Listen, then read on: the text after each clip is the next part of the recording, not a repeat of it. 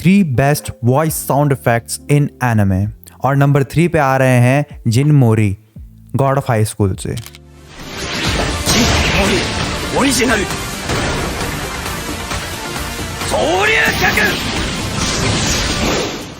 यार इसके सीजन 2 की न्यूज़ कब आएगी? ये बना भी रहे हैं या कैंसिल हो चुका है? नंबर 2 पे आ रहे हैं shadow from Emination shadow AKA Sid.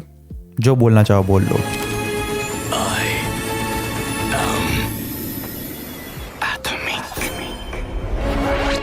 One of my favourites. और नंबर 1 पे आ रहे हैं माई ऑल टाइम फेवरेट, जो कि हमेशा से था, है और रहेगा, गोकू इन ड्रैगन बॉल सुपर।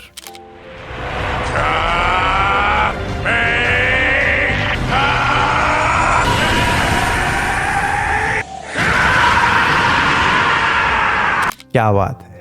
और आप लोगों के फेवरेट्स कमेंट्स में ज़रूर बताना और जाने से पहले फॉलो ज़रूर कर लेना।